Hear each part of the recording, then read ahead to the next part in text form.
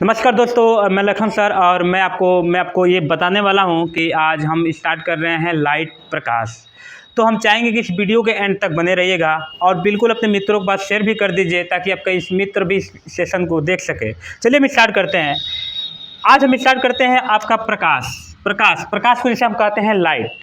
अब मैं बात करता हूं कि प्रकाश क्या है। तो प्रकाश वस्तु नहीं है, क्योंकि कभी कभी ऑप्शन में दे देता है प्रकाश वस्तु, 4 ऑप्शन दे देगा कि प्रकाश क्या है। ठीक है, तो देखिए जैसे आपको एक क्वेश्चन दिया है कि प्रकाश क्या है, जैसे वस्तु है, ऊर्जा है, शक्ति है, क्या है। चलिए हम जानते हैं कि क्या है।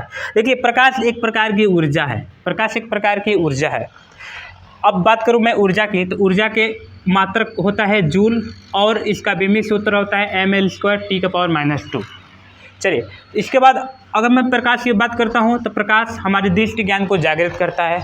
दृष्टि ज्ञान को जागृत करने का मतलब क्या होता है, हमारी आंखें क्या करती हैं, संवेदित करती है, प्रकाश को महसूस करती हैं। ठीक है, इसके बाद हम प्रकाश को नहीं देखते हैं। लोगों को लगता है कि हम प्रकाश को देखते हैं, नहीं, हम प्रकाश को नहीं देखते हैं। हम प्रकाश की सहायता से वस्तु को देखते हैं। प्रकाश को हम कभी देख नहीं सकते हैं। तो प्रकाश को हम नहीं देख सकते हैं, बल्कि प्रकाश की सहायता से वस्तु देख सकते हैं। अगर प्रकाश ना हो तो हम वस्तु को नहीं देख पाएंगे, हम वस्तु को नहीं देख पाएंगे। ठीक है, अब देखिए इससे क्वेश्चन बनता है आपका कि प्रकाश क्या है। तो प्रकाश आपका 4 ऑप्शन दे देगा कि पहला है वस्तु, दूसरा है ऊर्जा, तीसरा है शक्ति और चौथा है इनमें से कोई नहीं। ठीक है, तो वस्तु तो बिल्कुल नहीं हो सकता है, क्योंकि वस्तु किसे कहते हैं, जिसे हम देख सकते हैं, छू सकते हैं, महसूस कर सकते हैं, जिसमें स्थान गिरने की क्षमता होती है, उसे वस्तु कहा जा सकता है। यानी प्रकाश वस्तु नहीं है, ये ऊर्जा है। और आप जानते हैं कि ऊर्जा क्या होता है, कार्य करने की क्षमता को ऊर्जा कहता है। यानी हम कह सकते हैं कि जितना हम कार्य कर सकते हैं उसी को हम क्या करते हैं, ऊर्जा कहते हैं। चलिए तो देखिए वस्तु तो होगा नहीं, ये है ऊर्जा। क्या है, प्रकाश एक प्रकार की, ये क्या है, ऊर्जा है। शक्ति है नहीं, ठीक है ना, और चौथा ऑप्शन तो इसमें दिया ही रहता है, इनमें से कोई नहीं। ठीक है, चलिए अब हम बात करते हैं आपका प्रकाश का गुण। हम बात करेंगे आपका प्रकाश का गुण, ठीक है ना। तो प्रकाश का गुण को हम जानेंगे, आप बारीकी से समझेंगे। ठीक है, इस वीडियो को पूरी तरह एंड तक बने रहिएगा, तभी इस सेशन को पूरी तरह से आप समझ पाएंगे, नहीं तो अन्यथा नहीं समझ पाएंगे। ठीक है, और अपने मित्रों के पास से शेयर करते रहिए। तो चलिए हम स्टार्ट करते हैं। इसके बाद हम जानते हैं कि प्रकाश का गुण। देखिए प्रकाश का गुण, पहला है गुण, प्रकाश एक सरल रेखा में गति करता है। प्रकाश एक सरल रेखा में गति करता है, मतलब प्रकाश एक सीधी रेखा में चलता है। इसे कैसे पता चले, कैसे मतलब से हम प्रूव करेंगे कि प्रकाश एक सीधी रेखा में चलेगा, क्योंकि इसको हम प्रूव करेंगे। चलिए हम प्रूव बताते हैं कि प्रकाश सीधी रेखा में क्यों चलता है। आप जानते हैं अगर प्रकाश सीधी रेखा में नहीं चलता तो सबसे पहली बात है, आप जानते हैं कि ये सूर्य है, ये सन है, ये सन है। ठीक है, ये मान लीजिए पृथ्वी है, ये है पृथ्वी। अगर प्रकाश सीधी रेखा में नहीं चलता, अगर प्रकाश सीधी रेखा में नहीं चलता तो मान लीजिए ये प्रकाश अगर सीधी रेखा में नहीं चलता, चूँकि सूर्य से प्रकाश सीधी रेखा में आती है तो हमारी पृथ्वी पड़ती है, तो जिससे क्या होता है, पृथ्वी पर दिन होती हैं। ठीक है ना, पृथ्वी क्या होती है, दिन।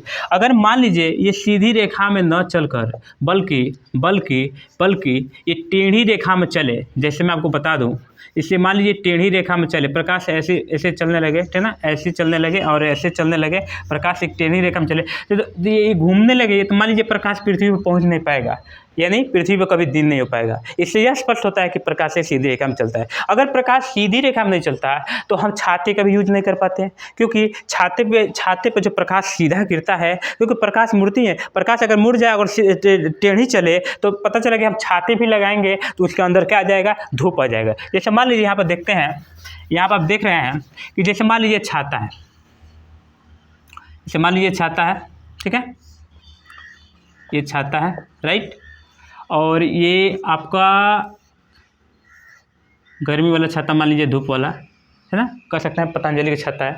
ठीक है, चलिए ये मान लीजिए अम्ब्रेला है। ठीक है, अगर मान लीजिए प्रकाश सीधा नहीं चलता, अगर मान लीजिए प्रकाश सीधा नहीं चलता तो हम छाते का यूज कर ही नहीं पाते। मान लीजिए प्रकाश अगर सीधा नहीं चलता तो हम छाते का यूज नहीं कर, प्रकाश टेढ़ा चलता तो पता चला टेढ़ा ऐसे घूम के आ जाता, मान लीजिए टेढ़ा चलता तो घूम कर प्रकाश अंदर आ जाता है, यानी हम छाते लगाते तो उसके अंदर धूप हो जाता है, उसके अंदर धूप हो जाता है। इससे यह स्पष्ट होता है कि प्रकाश एक सीधी रेखा में चलता है। अगर जानते हैं कि प्रकाश सीधी रेखा में नहीं चलता तो हम कभी रूम के अंदर भी नहीं रह पाते, क्योंकि अगर हम रूम के अंदर रहते तो पता चला कि प्रकाश से घूम कर क्या हो जाता है, अंदर आ जाता है, यानी रूम में भी धूप हो जाता है। इसलिए स्पष्ट होता है कि प्रकाश एक सीधी रेखा में चलता है। चलिए, तो ये पहला गुण था। चलिए, ये पहला गुण था। दूसरा हम चलते हैं दूसरा गुण पे, ठीक है। दूसरा गुण है प्रकाश एक विद्युत चुंबकीय तरंग है। इस पर गौर करने की बात है कि प्रकाश एक विद्युत चुंबकीय तरंग है। क्या होता है विद्युत चुंबकीय तरंग? देखिए, विद्युत चुंबकीय तरंग को समझिए। देखिए, विद्युत चुंबकीय तरंग, विद्युत चुंबकीय तरंग, इलेक्ट्रोमैग्नेटिक वेव, ठीक है। विद्युत चुंबकीय तरंग क्या होता है? इसको चलने के लिए माध्यम की आवश्यकता नहीं होती है। सोचिए ना, प्रकृति ने हमें कितना चालाक है कि प्रकाश को क्या बनाया? विद्युत चुंबकीय तरंग बनाया। और जो ध्वनि है, जो हम बोल रहे हैं, साउंड है, इसको बनाया यांत्रिक तरंग। अगर मान लीजिए प्रकृति ने इसे अपोजिट बना देता है, इसको प्रकाश को विद्युत चुंबकीय तरंग नहीं बल्कि मान लीजिए आपका यांत्रिक तरंग बना देता है, मैकेनिकल वेव बना देता है, तो यांत्रिक तरंग बना देता था। सोचिए, यांत्रिक तरंग बना देता है इसको, तब पता चला कि जो सूर्य, जैसे मान लीजिए सूर्य ये पृथ्वी है, तो मान लीजिए सूर्य से जो किरण आती हैं, तो चूँकि विद्युत चुंबकीय तरंग उसको चलने के लिए माध्यम नहीं चाहिए, और यांत्रिक तरंग को चलने के लिए माध्यम चाहिए। जैसे मान लीजिए आपके ध्वनि तरंग है, तो क्या है आपका यांत्रिक तरंग है, इसको चलने के लिए माध्यम चाहिए, लेकिन इसको चलने के लिए माध्यम नहीं चाहिए। अगर मान लीजिए यांत्रिक तरंग होगा, इसको चलने के लिए माध्यम चाहिए, तो पता चलता है कि बीच में अंतरिक्ष है, वायु ही नहीं है, और वायु नहीं है तो माध्यम नहीं है, और जब माध्यम नहीं है तो प्रकाश क्या होता है? आ ही नहीं पाता है। तो पृथ्वी पर कभी प्रकाश आ ही नहीं रहता है। आप प्रकाश जब आता नहीं तो पृथ्वी पर हमेशा अंधेरा रहता है। ओके, इसलिए स्पष्ट है कि प्रकाश एक विद्युत चुंबकीय तरंग है जिसको चलने के लिए माध्यम नहीं चाहिए। अगर सोचिए कि जो ध्वनि है, जो साउंड है, अगर इसको विद्युत चुंबकीय यांत्रिक तरंग ना होकर बल्कि विद्युत चुंबकीय तरंग बना दे, तो पता चला कि अमेरिका में कोई एक हथौड़ा से कोई काम करता तो उसकी साउंड हमारे पास कितनी तेजी से आती, यानी साउंड इतनी आती रहती कि लोग डिप्रेशन से मर जाते। ठीक है, इससे स्पष्ट होता है कि प्रकाश एक विद्युत चुंबकीय तरंग है, और विद्युत चुंबकीय तरंग को चलने के लिए माध्यम की आवश्यकता नहीं होती है। ओके, चलिए तीसरे गुण की हम बात करते हैं। तीसरा गुण देखिए क्या है।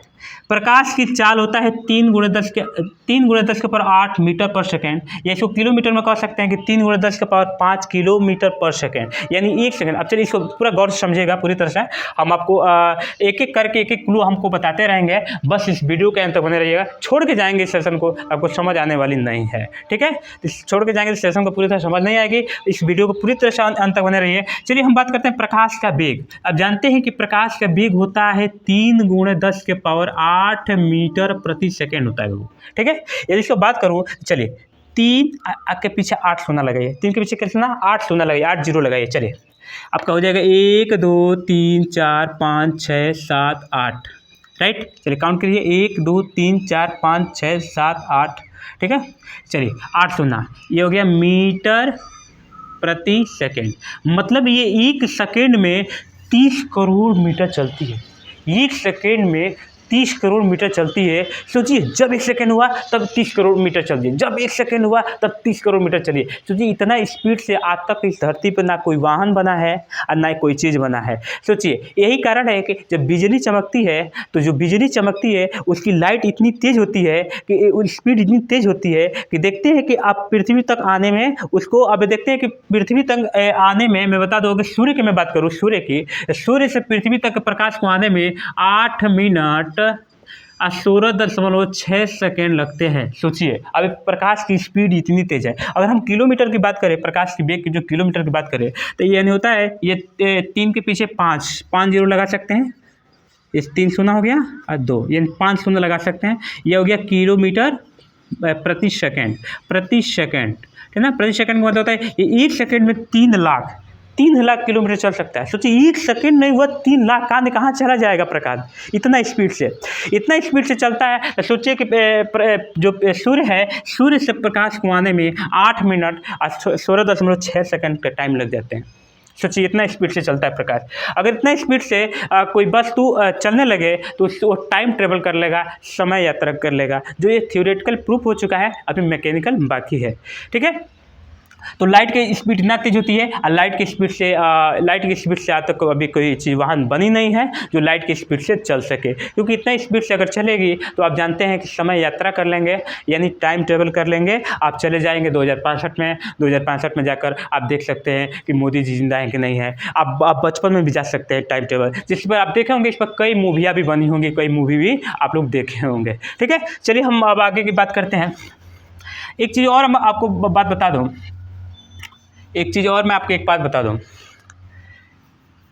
कि जब बिजली चमकती है, जब बिजली जब चमकती है तो देखते हैं बिजली से दो चीज़ निकलते हैं। एक पहले तो उसकी मान लीजिए एक तो बिजली से आपकी साउंड होती है, आवाज़ साउंड जिसे हम ध्वनि भी कर सकते हैं।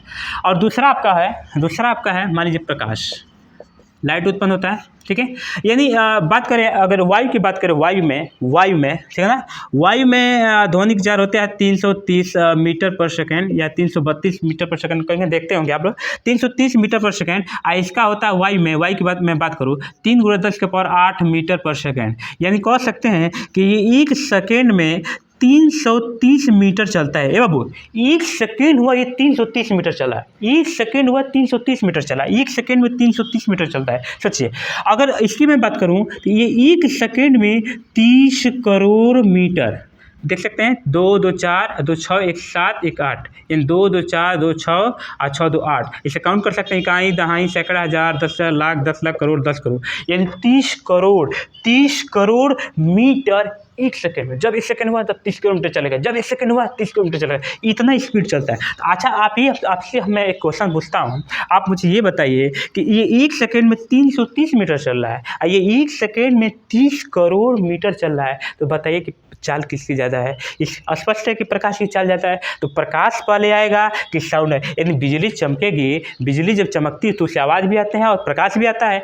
तो प्रकाश पहले आता है कि साउंड पहले आता है? तो जाहिर स्पष्ट ये है कि आप जानते हैं कि जिसकी स्पीड ज़्यादा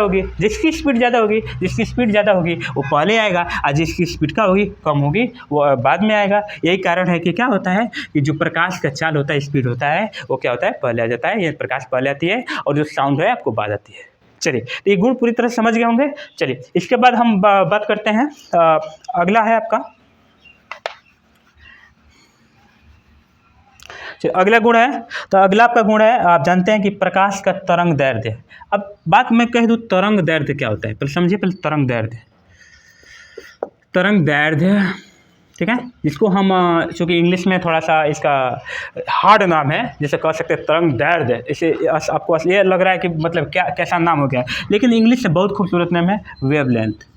इंग्लिश में इसका बहुत अच्छा नाम है, वेवलेंथ, है ना, वेवलेंथ। यानी इसे कह सकते हैं, साफ मैं बात कहूँ कि प्रकाश तरंग दैर्ध्य क्या है, तो आप कह सकते हैं ये दूरी है। क्या कर सकते हैं, ये दूरी है। आप जानते हैं दूरी का मात्रक होता है मीटर, यानी कह सकते हैं कि प्रकाश का तरंग दैर्ध्य का मतलब होता है कि प्रकाश जो ऊपर एक जाता है, एक जो तरंग होता है, एक ऊपर चलता है, एक नीचे। तो देखिए, एक श्रृंग, इसको ऊपर उठा वाले को श्रृंग बोलेंगे, नीचे वाला गर्त। एक श्रृंग और एक गर्त के जो बीच की दूरी है, इसी को हम क्या कहेंगे, एक तरंग दैर्ध्य कहेंगे, एक तरंग दैर्ध्य, इसे लैम्डा। चूँकि हम आगे चल के चर्चा करेंगे तरंग दैर्ध्य का, ठीक है, ऐसे नॉर्मली आप समझ जाइए, ठीक है। तो इस एक श्रृंग और एक गर्त के बीच में, यानी एक ऊपर एक नीचे अगर चल दे तो एक श्रृंग को हम तरंग दैर्ध्य कहेंगे, और तरंग दैर्ध्य को लैम्डा चल सकते हैं। अब साफ से मैं बात कर दूँ तरंग दैर्ध्य क्या है, तो तरंग दैर्ध्य है दूरी। क्या है, दूरी, और दूरी का मात्रक होता है मीटर, ठीक है। चलिए, तो यानी इसका देखें, इसका तरंग दैर्ध्य बात करूं तो आप जानते हैं कि 3900 एंगस्ट्रॉम से लेकर 7800 एंगस्ट्रॉम के बीच होता है इसका तरंग दैर्ध्य। इसका तरंग दैर्ध्य क्या होता है, 3900 एंगस्ट्रॉम से लेकर 7800 एंगस्ट्रॉम के बीच इसका तरंग दैर्ध्य होता है। ये प्रकाश का है आपका चौथा गुण, ठीक है। चलिए, प्रकाश की वेग की अगर मैं बात करूं, प्रकाश की वेग की गणना रोमर नामक वैज्ञानिक ने किया था, ठीक है। चलिए, आपको आई होप आपको बहुत अच्छा लगा होगा।